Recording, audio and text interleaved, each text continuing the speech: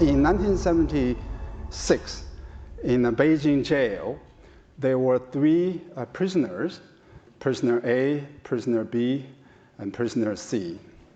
And they started talking to each other. And prisoner A asked prisoner B, why are you in jail? Prisoner B said, I'm in jail because I oppose Deng Xiaoping. And then prisoner A said, oh, this is very surprising. I'm here because I supported Deng Xiaoping.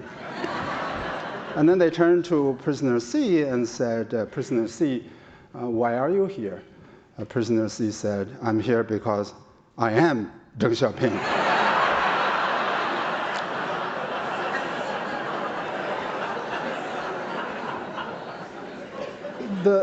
The reason why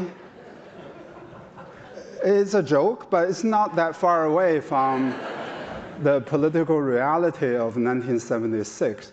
The reason I say this is, so going back to Yuan Yuan's point, that's the baseline of Chinese politics in 1976. If you think about today's China as an authoritarian, autocratic, and all of that, everything about that description is correct. But you should appreciate the baseline of 1976 and how far China has moved away from that baseline. It is that movement that matters for economic growth, for entrepreneurship, for technology. It is not the level, right? So in statistics, you distinguish between the level, right? The level of the institutions, the level of economic development, and the change. In terms of behavior impact, it is not the level that matters, it's the change, right? And more importantly, it is the direction of the change. The direction of the change since the late 1970s in China has been toward, right? So I emphasize the word toward, and this is consistent with what Yuan Yuan said, has been toward democracy and market economics. It is not there in terms of level, right? China today definitely is not democracy, right? China today definitely is not a laissez-faire market economic system. But compared with 1976, it has been moving, at least until 2012, and I'll come back to 2012 later on. Since the late 1970s, it has been moving in that direction. It is that movement that has created the economic success that the country is so famous for. So this fallacy about superiority of the China model is looking at the level, right? Look at China model today. It is autocratic, it is authoritarian, without looking at the movement and the direction of the change. And that's exactly the wrong way of looking at it. The tragedy of the China model is not so much, I believe it, or Yuan Yuan believes it, or people in the audience believe it. The tragedy is that the Chinese leaders today, some of them at least, are beginning to believe in it. And they have enacted policies more consistent with China model. And that, I believe, is the recipe for economic slowdown, not necessarily a financial crisis, but for economic slowdown, for underdevelopment of entrepreneurship, and probably harming US-China relations in the process. So essentially, these are the main points I'm going to make in my talk, and then I'm going to go into some of the specifics. So let's decompose China model. It has these three components. One is autocracy, right? And the other is meritocracy, right? Rather than democracy, you promote people according to their intellectual and operational capabilities, rather than through elections and competitive political process. And the third is state capitalism, right? State capitalism, the definition there can be a little bit tricky, can be murky, can be debated. But the main idea is that the government has not necessarily an overwhelming ownership role in the economy, but it has a very substantial control role of the economy. Think about a company like Huawei, right? The company that is now in trouble with the United States and other countries. It is probably, from an ownership perspective, a straightforward private sector company. But in terms of the control, right, part of the control lies with the government. The other characteristic of state capitalism is that the state has privatized much of the downstream segments of the economy, such as retail, such as service industries, other than banks, right? And simple manufacturing, labor-intensive manufacturing. But the state retains substantial controls as well as ownership over strategic industries such as banking, infrastructure construction, and energy. Right? So essentially, this is not a command economy where you have 100% state ownership. It is not a capitalistic economy where, other than post office and maybe Amtrak, you don't have much of the state ownership, right? So it is somewhere in between. So if you look at these three characteristics of the China model and get to the question that India asked, whether or not the model is sustainable, the answer depends on, again, going back to the earlier point I made, the answer depends on the movement rather than on the level, right? It is okay to have state capitalism for a period of time as long as there have been continuous reforms away from state capitalism. And this arguably was what China has been doing between 1978 and up to the current time. And politically, whether or not you move away from autocracy, it's not so much you go to the popular elections and freedom of the media immediately, but at least you're moving toward that direction. We actually have done work, formal statistical work, showing that Chinese politics was at its most liberal moment in the 1980s, precisely at the beginning of the Chinese economic takeoff. And the political movement in the liberal direction was instrumental in terms of ensuring the security and the confidence of the private sector entrepreneurs. If you look at the family backgrounds of the first generation of the Chinese entrepreneurs in the 1980s, many of them were released from jail. Okay? That's not surprising because during the Cultural Revolution, they were locked up. And they were locked up because they had capitalistic capabilities. And Cultural Revolution was about suppressing capitalism, right? So think about that effect, right? After the Cultural Revolution, one criticism of the China model is, okay, so it doesn't have rule of law. It has an element of rule by law, but it doesn't have rule of law. And therefore, the entrepreneurs don't feel secure about their property rights. The puzzle for institutional academics, institutional scholars in the West has always been, how come you don't have property rights security and yet you have economic growth, right? You know, I know many of you probably work in the enterprise, in a company, maybe even you started your own venture, right? If I were to tell you your property rights were not secure, the reasoning is that you won't start that business in the first place, right?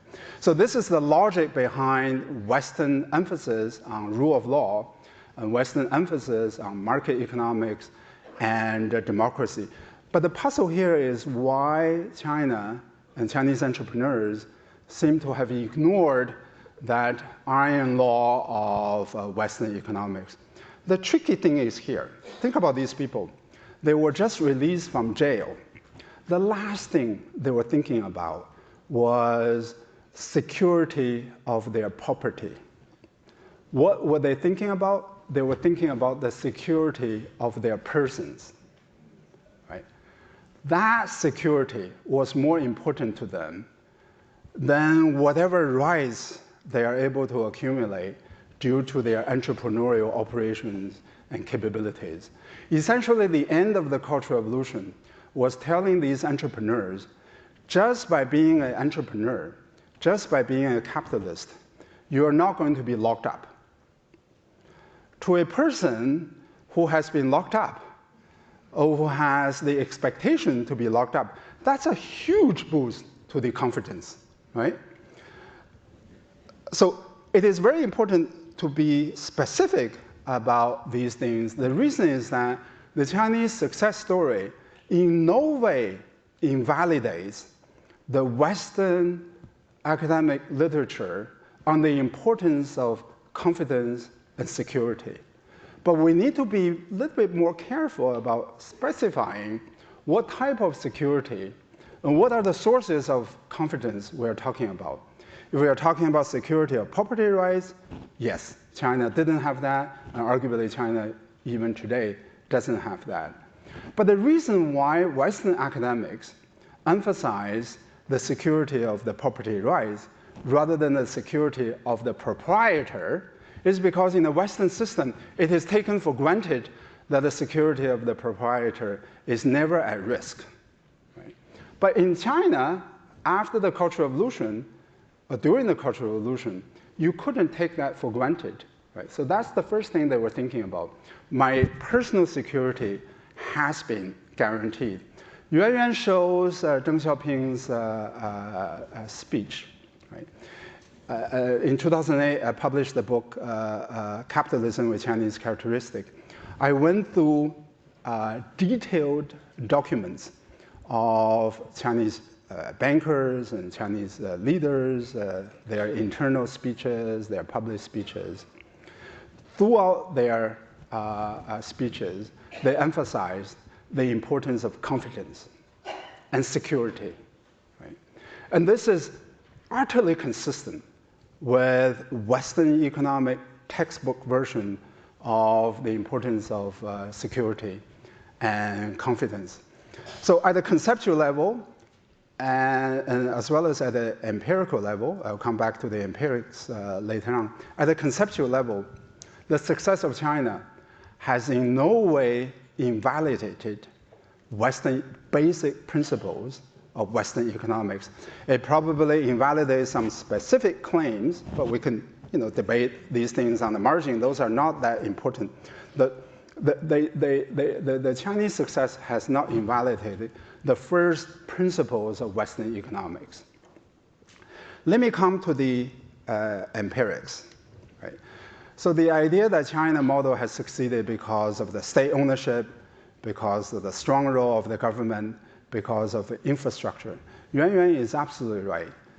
Infrastructure was never on the map in China in the 1980s. If you look at the data very, very closely, the Chinese, and the reason why we talk about infrastructure, right? Well, I guess for two reasons. One reason is that in the US, there's a dearth of infrastructure investment. That's absolutely true. And Trump has not delivered on that. Maybe he will deliver 55 miles of the wall. But that's not a substitute for infrastructure. As a Chinese comedian put it, we are Chinese, we know how to build a wall.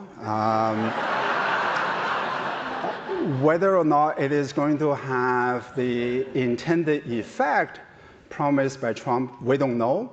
But maybe it's going to attract a lot of tourists.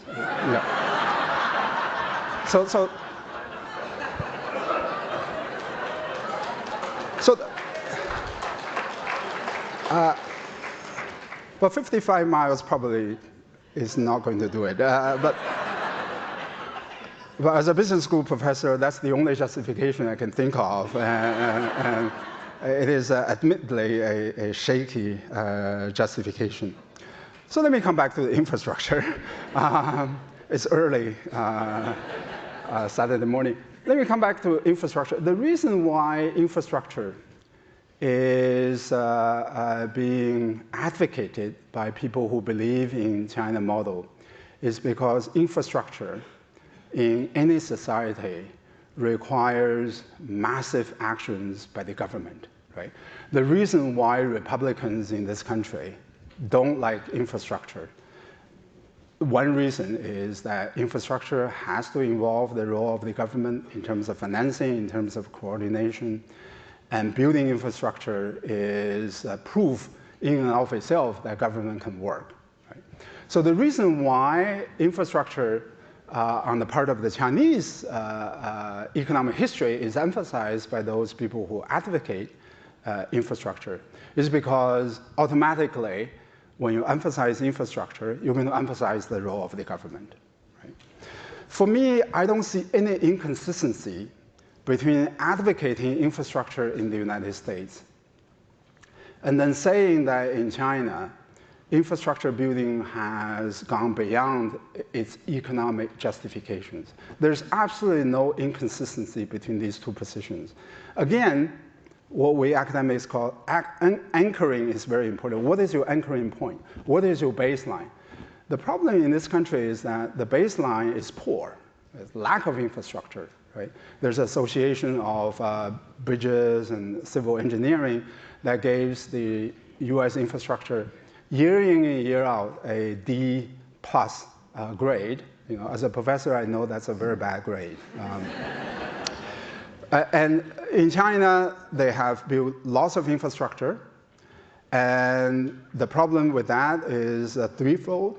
One is that in already a status economy, you further emphasize the role of the government, right? That's going to crowd out the private sector. Secondly, you know, whether Chinese GDP is second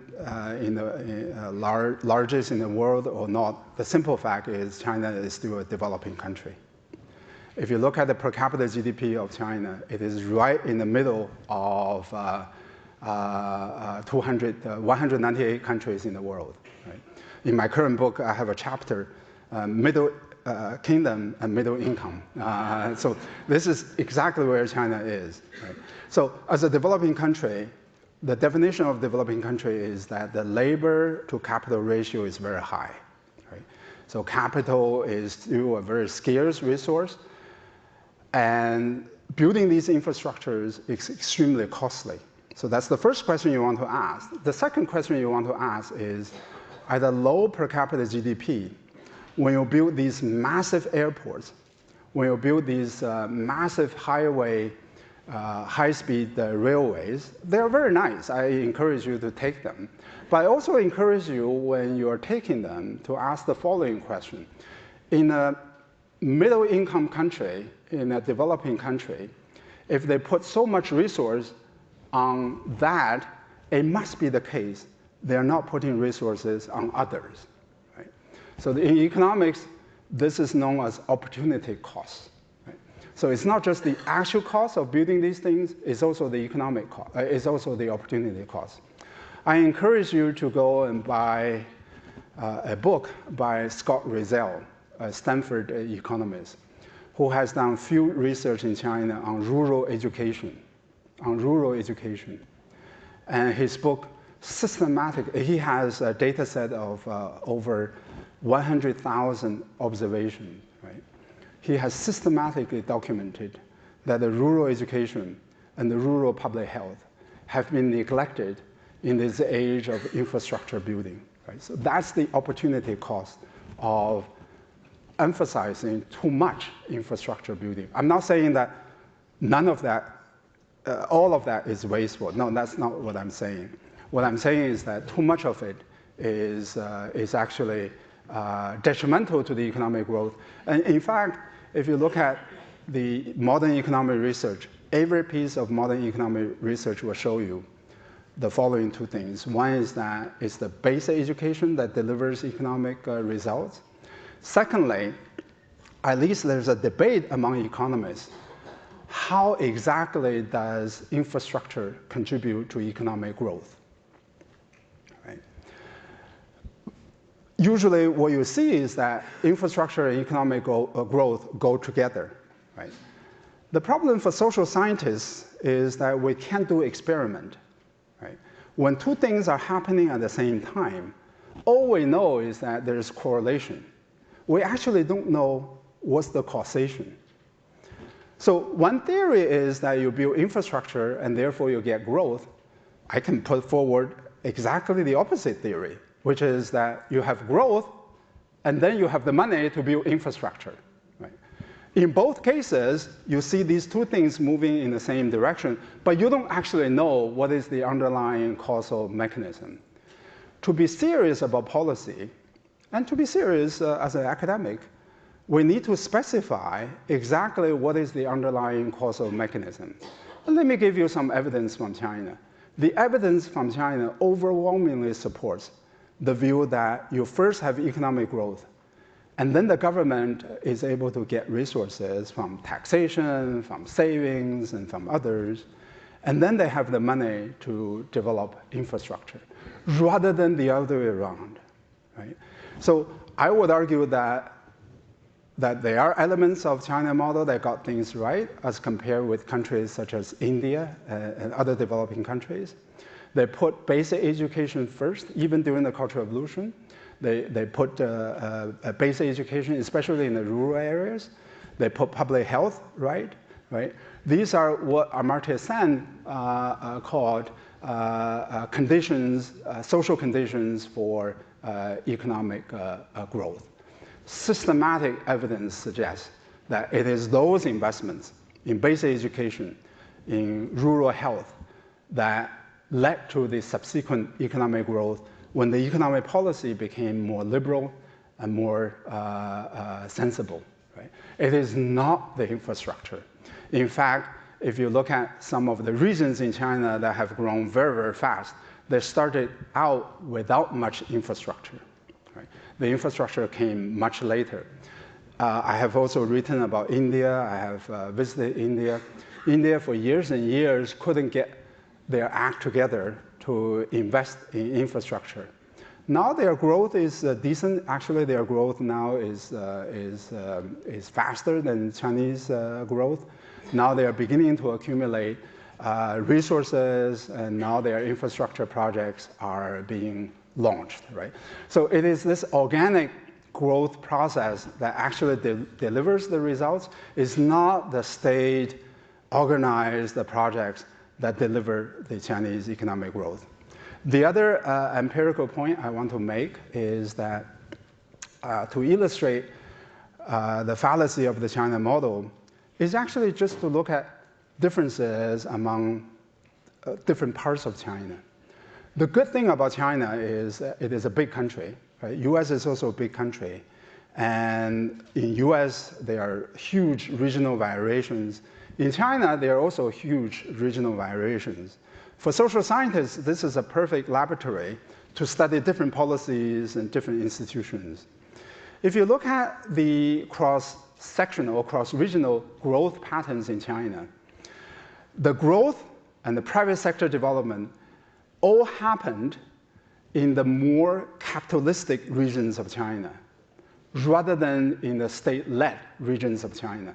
In fact, today, the state-led regions of China are suffering from debt level, high debt level, underemployment, high levels of employment. Even on political grounds, there's no reason to believe that the state-led model has worked.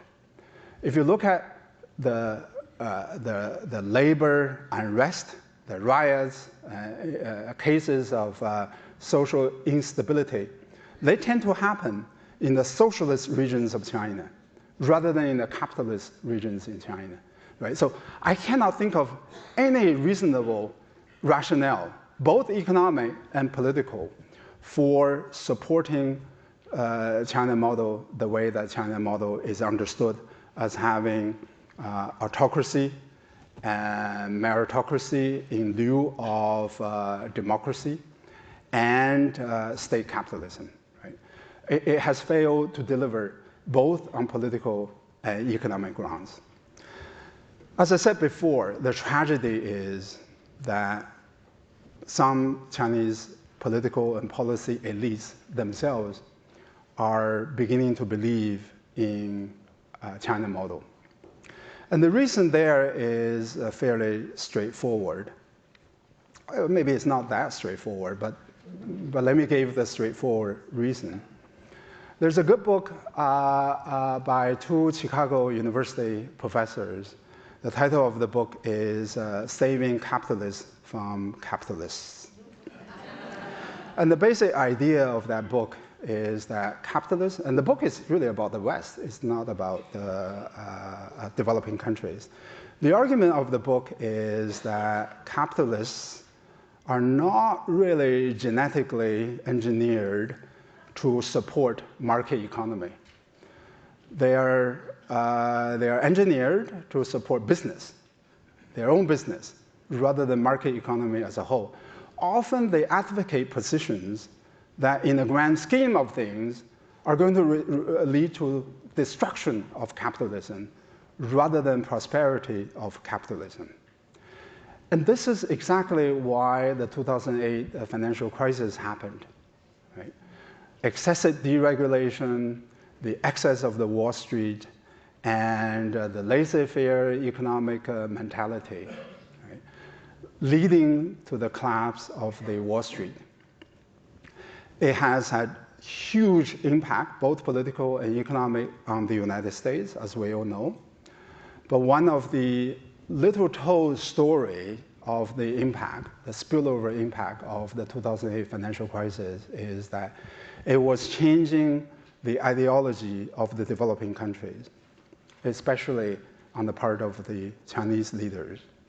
In 2008, they saw the collapse of the Western financial system, the capitalist system. Prior to that, even though there was not a full embrace of the Western market economics, at least there was a reluctant acceptance that market economy was the goal. Maybe we don't have to reach there quickly and tomorrow, but eventually we have to get there. So essentially, market economics was held as an aspirational model. After the financial crisis, the Chinese leaders, and not just the current leader, you talk to leaders throughout the system, they really believe that capitalism collapsed and it was the wrong model to go. Right? I think, again, I want to separate the discussion in the United States from the discussions in China. The analogy that I use is that if you're very thin, if you're underweight, don't lose sleep over problems affecting obesity, right? So, I mean, for China, so in the United States, you have excess capitalism. Let's talk about that. Right? Let's talk about that. Let's address that. Let's debate about the appropriate role of the government. In China, you have exactly the opposite. You have excess role of the state. Let's not really use the United States as a lesson that we should increase the power of the state. Right? The imperative for the Chinese state has been, and it was also true in 2008, was to reduce the role of the state. Right? That changed fundamentally in the wake of financial crisis. This ideological spillover, I blame part of what has happened in China since 2008 on Wall Street. Right? Not intentionally, right?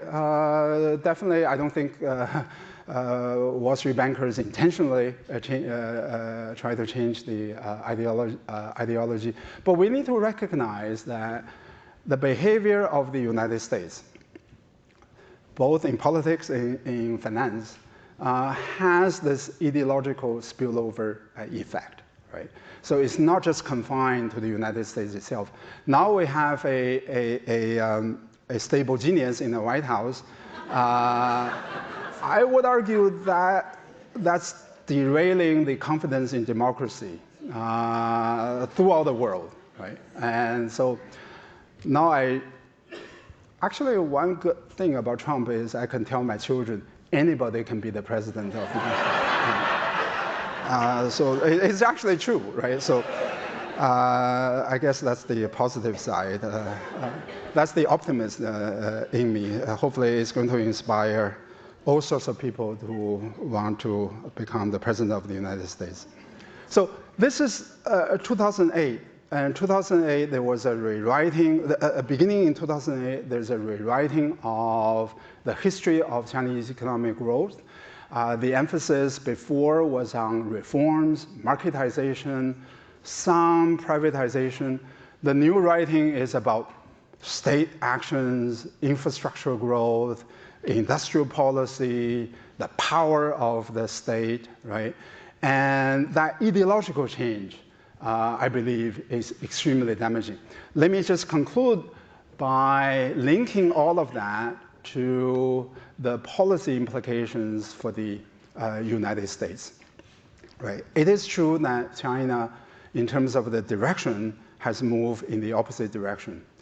But it is not true, as the new conventional consensus is now arguing, that the US engagement with China has totally failed. There was a famous article in Foreign Affairs arguing that the Clinton and Obama's policy of engaging with, and also George W. Bush, a policy of engaging with China has utterly failed. We need to be very careful about that argument. It is true that the engagement has not changed China politically, but we need to distinguish between the supply side of the political change and the demand side of the political change. It is absolutely true in autocracy. You can't really affect leadership selection, right? That system has a lot of discretion who to select as a leader, and they selected a leader who is now moving China backward politically. But the engagement policy has had a massive impact on the demand side of the equation, right? I have a former student who shows that systematically, in regions of China touched by globalization, foreign trade, foreign direct investment, the values of those people are more liberal as compared with the people in regions that are not touched by globalization and trade and investment. I think there's a role for engagement to work, not so much to have a direct impact on the politics, but through changes in the values and ideologies on the part of the people. That, I believe, is a more important and more reasonable expectation of how foreign engagement can work, rather than expecting trade and foreign direct investment to affect politics directly. Thank you very much.